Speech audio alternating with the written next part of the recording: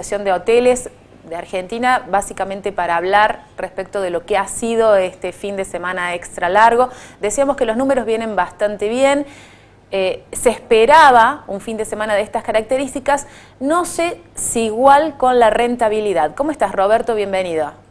Muy buenos días, muy bien, ¿y ustedes? Buenos días. Bueno, hablamos un poquito de esto, el fin de semana, ¿conforme los dejó? Fue un fin de semana muy bueno en muchos destinos. Como vos mencionaste previamente, la rentabilidad es un factor que viene afectando mucho a la hotelería, digamos, pero digamos, vamos a partir de lo más positivo, que bueno, la realidad es que Capital Federal tuvo una ocupación que rondó el 67%, lo que fue Córdoba, la capital estuvo bastante baja, estuvo cerca del 50%, pero las sierras el 80%. Y después teníamos, bueno, hasta la misma Mendoza, digamos, estaba la ciudad cerca del 50 y el Valle de Uco al 85, Bariloche cerca del 80. Hubo destinos que tuvieron muy buena ocupación. Lo más cercano al 90, estamos hablando de la Quebrada de Jujuy, por ejemplo, un destino de los más elegidos para este fin de semana largo. Yerbabuena dentro de Tucumán, Cachi dentro de Salta, son destinos que rondaron el 90. El resto, bueno, para abajo. Y un poco este fenómeno que vos mencionabas, que bueno, la hotelería viene atravesando, digamos, la pandemia nos dejó todo, bueno, a los que sobrevivimos a la pandemia, que no fuimos todos, nos dejó con una necesidad de reinversión y un flujo de fondos destruido.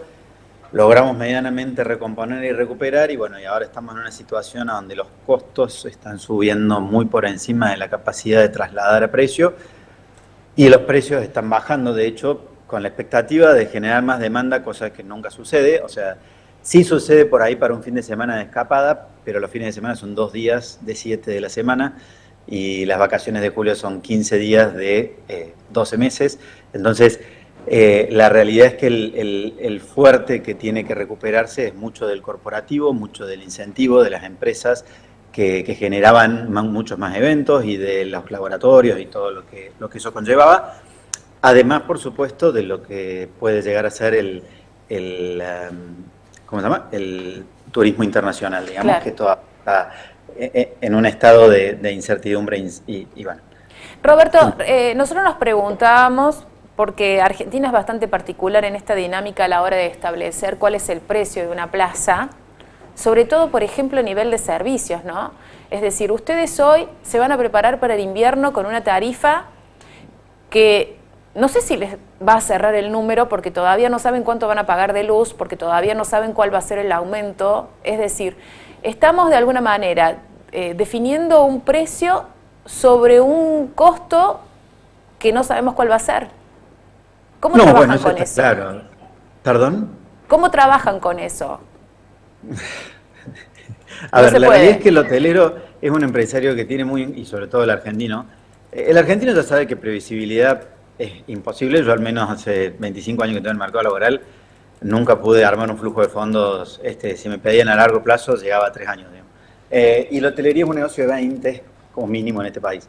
Desde ese lugar, la mayoría de los hoteleros con los que hablo, bueno, hay que seguir trabajando. O sea, digo, nosotros, yo de hecho a nivel privado estoy en Amerian, la mayoría de las propiedades están con un nivel de reinversión altísimo, con la expectativa de que obviamente esto se acomode y por otro lado porque la inversión está acá. Entonces en eso hay que seguir, hay que tratar de hacer lo mejor posible para gestionar y sobre todo para preservar los puestos de trabajo. Desde ese lugar hay un compromiso muy grande en que esta caída de la actividad y aumento de los costos, vos recién mencionabas la luz eléctrica en Córdoba, estamos cerca de 4.7 veces el aumento en los últimos meses, sí, o sea, 470%. Y en lo que es Capital Federal, que obviamente paga una luz más baja que Córdoba en cuanto al kilowatt, estamos pagando ahora cerca de 900% más de lo que estábamos pagando en diciembre. Entonces, son costos que, bueno, que para un hotel es muy importante, junto con, por supuesto, muchos otros costos. Pero, bueno, el impuesto inmobiliario también subió muy por encima de la inflación en la mayoría de los destinos. Entonces, sí, es una situación en la que es difícil saber cómo va a funcionar el punto de equilibrio y sobre todo cuando todavía hay muchos que no han podido hacer las reinversiones necesarias después de la pandemia. Entonces, es un proceso complicado. Vos mencionabas respecto al extranjero y muchas veces si uno dice, che, un hotel 4 estrellas de las características de Argentina que puede estar en $100 en un destino corporativo común como mucho, y lo buscas en Sao Paulo en 250, lo buscas en Estados Unidos aparte de 400.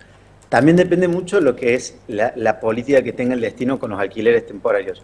Estados Unidos y Europa están teniendo una política muy agresiva en exigir que se regularicen, y eso ha hecho que la oferta de alquileres temporarios casi desaparezca. En la mayoría de los destinos donde le han pedido regularizaciones parecidas a la hotelería, se tiende a reducir al 10%, o sea, el 90% de la oferta de alquileres temporarios se desaparece, vuelven a ser alquileres tradicionales, que es un poco lo que se habló mucho en Argentina, y en ese caso, ¿qué pasa? Toda la hotelería que no se desarrolló durante 8 o 9 años empieza a buscar desarrollarse, pero hasta que eso pasa, los precios en Europa y en Estados Unidos están ampliamente por arriba de la media y de la expectativa de todos, creo. Roberto, aquí en Carlos Paz hablamos con diferentes referentes de la hotelería, de la gastronomía, del turismo en general, y en realidad realizaban una crítica sobre los 2 fines de semana largos, porque estaban muy cerquita, porque la gente elige uno o elige el otro, y que hasta termina siendo que impacta en contra de la economía o la pretensión de la economía local. En cuanto a las vacaciones de invierno, este desfasaje que se viene dando de 2 semanitas o una semana antes que empiezan en Buenos Aires, una semana después que empiezan en otros puntos, esto termina siendo positivo porque se hace unas vacaciones de invierno de 3 semanas, o termina siendo negativo porque sería una economía de 2 semanas que estaría explotada al 100%. Bueno, vamos por parte. Con respecto a los de los 2 fines de semana largos, todo tiene su pro y su contra. En lo que nosotros vivimos, el primer fin de semana corto fue malo, muy malo. El segundo tuvo un poco mejor de dinamismo en Argentina. Ahora, el emisivo, el que se fue afuera, el que se tomó esos 2 días, lo aprovechó entero, digamos, y bueno, digamos, ayudó mucho al emisivo, digamos, internacional. Con respecto a las vacaciones de invierno, también nuevamente todo tiene su pro y su contra. Yo personalmente creo que es positivo porque hay muchos destinos que van a tener mucha demanda, entonces esto de que estén asincopadas hace que la primera semana y la última semana los precios puedan ser más accesibles, y es solamente esa semana intermedia donde la demanda es un poco más alta. Y bueno, y ya respondo a la pregunta creo que más concreta respecto al precio, lo que se pueda cobrar en el mercado y lo que el mercado esté dispuesto a pagar. Digo, desde ese lugar, obviamente, a medida que la demanda sube, muchas veces suben los precios, al igual que los vuelos, al igual que muchos servicios que son no estoqueables, digamos. Todo lo que no es estoqueable tiende a tener una política, bueno, salvo los off en temporada de dengue y el alcohol en gel en la pandemia, pero digo, si no, en general los bienes no estocables tienen una política de tarifas dinámicas. Y bueno, y desde ese sentido yo creo que ayuda que estén separados para un poco este fenómeno, además del colapso de rutas. Rutas, aerolíneas, o sea, digo, hasta el pasaje aéreo, todo el paquete va a ser más fácil y más económico con esta separación de semanas. Roberto, buen día primero y la última. Ayer se conoció este dato que está titulando la entrevista contigo en torno a que el sector turístico está pidiendo un fin de semana largo para el mes de agosto, teniendo en cuenta que el 17 puntualmente es sábado, y con los resultados a mano de lo que ocurrió el pasado fin de semana, entienden que sería importante un feriado allí para seguir traccionando la economía en un mes de por sí difícil. ¿Ustedes coinciden con esto? A ver, nuevamente, todo tiene su pro y su contra. Hay mucha gente que aprovecha los fines de semana largo para alguna escapada que no haya tenido pensada. Aerolíneas tienen muchas también promociones en cuotas y eso ayuda. Bueno, de hecho, la mayoría de la hotelería está en el programa de cuota simple, que bueno, implica un costo adicional para el establecimiento hotelero porque la financiación la da el hotel. Entonces, desde ese lugar muchas veces ayuda al turismo, al sector del turismo recreacional. Ahora, por ejemplo, ¿qué pasó en este fin de semana, de 2 fines de semana seguidos? Bueno, el corporativo desaparece, o sea, por claro, 2 días no viaja nadie, porque además los pasajes estaban por las nubes. Claro. Digo, las semanas cortas, o más bien los fines de semana largos, ayudan al turismo recreacional, perjudican un poco al corporativo y a lo que es el turismo de congresos, convenciones, ferias, exposiciones. Pueden ayudar a muchos eventos deportivos que se realizan los fines de semana, pueden ayudar a eventos musicales que también ayudan a la demanda hotelera, digo, ¿no? O sea, la realidad es que en las sierras de Córdoba, Yo en algún momento de mi vida iba a correr carreras. Claro. Cuando empezamos conseguías hotel en cualquier lado. Al último, si no reservabas antes de inscribirte para la carrera, no conseguías lugar. Entonces, digo, todas esas, digamos, todo tiene su pro y su contra.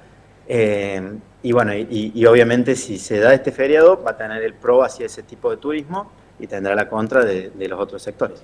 Bueno, interesante el dato que nosotros de alguna manera ya lo venimos advirtiendo y también los gobiernos, la generación de eventos que traccionen fuera de las temporadas altas. Básicamente ese sería el concepto. Sí, así es. Lo último, así muy cortito, ¿cómo crees que va a transitar las vacaciones de invierno? ¿Cómo crees que van a resultar para la hotelería? ¿Buena, muy buena, regular? Al día de hoy. Yo creo que, perdón. Al día de hoy, digo, el recorte de hoy. Al día de hoy. Al reporte hay relativamente poca reserva, o sea, solamente algunos destinos de nieve como Bariloche y Ushuaia están por arriba del 65%, el resto está en cerca del 30%. Yo, sin embargo, creo que se está dando mucha reserva de último momento. Yo creo que eso va a suceder, siempre está sucediendo, digamos, desde post-pandemia y ahora en esta situación de mayor crisis creo que se afila mucho el lápiz antes de definir una escapada y eso hace que por ahí la escapada termine siendo último momento, lo cual en general perjudica para el lápiz fino, porque si uno lo hace con mayor antelación, los vuelos hay diferencias astronómicas, digamos, sobre todo si la única, digamos, hay aerolíneas que por ahí son ampliamente más caras que otras y bueno, y desde ese lugar puede ayudar mucho la antelación. Pero sí estamos observando mucho de la reserva de último momento. Creo que en las vacaciones de invierno probablemente pase lo mismo. Lo positivo va a ser que si hay dinamismo y hay demanda, da esperanza. O sea, hay muchos destinos que están con tan baja demanda hace tantos meses que ya la esperanza se está volviendo a perder. Solo que antes de la pandemia entendíamos que era un fenómeno mundial, ahora entendemos que es una macro que se tiene que acomodar para que después se acomode la micro. Pero bueno, esa transición está resultando compleja y con dificultades. Claro, totalmente. Roberto, como siempre, gracias por tu tiempo. Sabemos que tenés una reunión, así que te liberamos y obviamente te convocaremos en las próximas entrevistas para hablar de turismo. Gracias. Siempre es un placer estar con ustedes, así que cuando quieran, aquí estoy. Gracias. Bueno, ahí pasaba Roberto Mengual, hablando un poquito de todo, Paulo. Bien, perfecto.